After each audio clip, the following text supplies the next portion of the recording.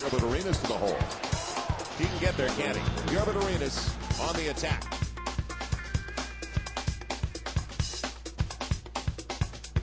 He is a scoring machine. Gilbert Arenas comes into the game averaging, and he is 6th best in the NBA as he's scoring 20 in a contest. Gilbert Arenas puts him back up by 1 as Gilbert Arenas 3 of 4. Hot start. He's got a half dozen already. Gilbert Arenas, how strong is he?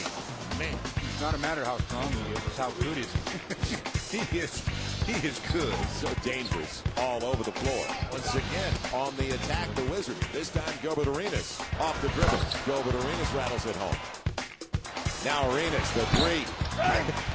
Gilbert, I talked about being a gunner. He gets inside and slices it home with a little English. Gilbert Arenas doesn't need much space, does he?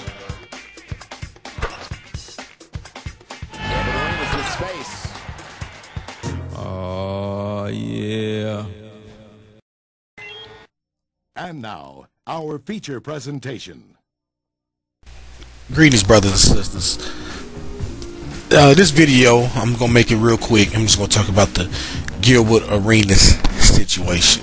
You know, the whole gun thing. Now, when I first heard it, and I heard the particulars on the news, it kind of felt kind of weird and silly to me. You know, first take is that when the facts came out about it was all over a gambling debt, and they made me think about that during an All-Star game, him and Shaq made a bet and Shaq refused to pay him. So this is just my opinion. I wasn't there. I'm thinking that it stems because Gilbert Arenas has a $124 million contract. I mean, unless he's made a lot of bad, silly business moves and decisions, just tricking off his money, he's not hurting for money. But Javaris Crittenton, he's on his rookie deal, so I mean, maybe he could be having a little money issues. I mean, not to the same extent that average Joes and Gills like us have, working 9 to 5s or having small business owners. But nonetheless, it was probably a significant amount of cash where he was demanding his money. So my take is that I wasn't there. I'm just speculating off the issues that's given to me from the TV screen.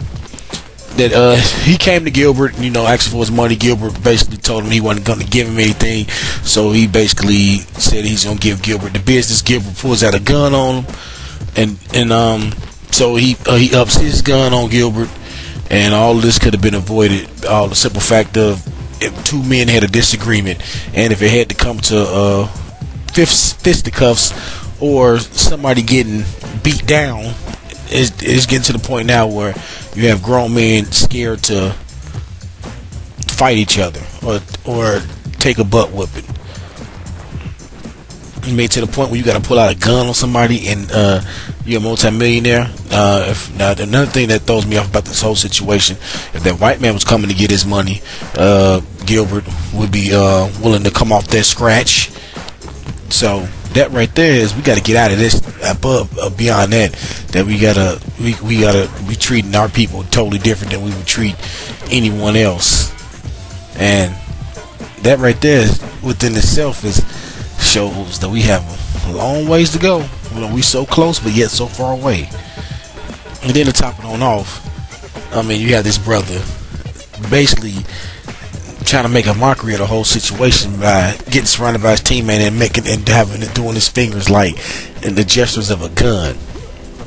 Now, do we make the guns? Are we the lovers of steel? No, that's the white man. He gets sole credit for that, and he's the #1 menace.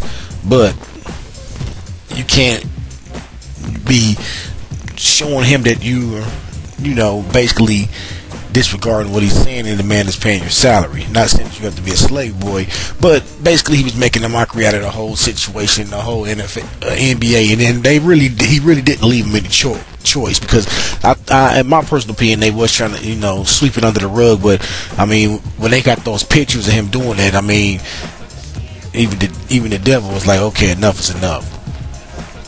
And plus, you can't be showing up the devil, because you show up the devil will be like, okay, I'm going to show you who the #1 gun toter is. I'm going to show you who the #1 murderer is. I'm going to show you who the #1 dope dealer is, or any other deviant extravagant act that you can think of.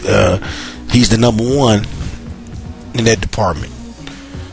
So, I mean, again, I'm not in the brother Gilbert's shoes, so I can't judge the brother. But, I mean, this is just why I'm titling this video. Gilbert Arenas, a fool, his money will soon part. And we have to, and I can mention other athletes here. Maybe I'll do another video on that later, but I just want to touch on this Gilbert Arenas thing. Okay, so let's recap.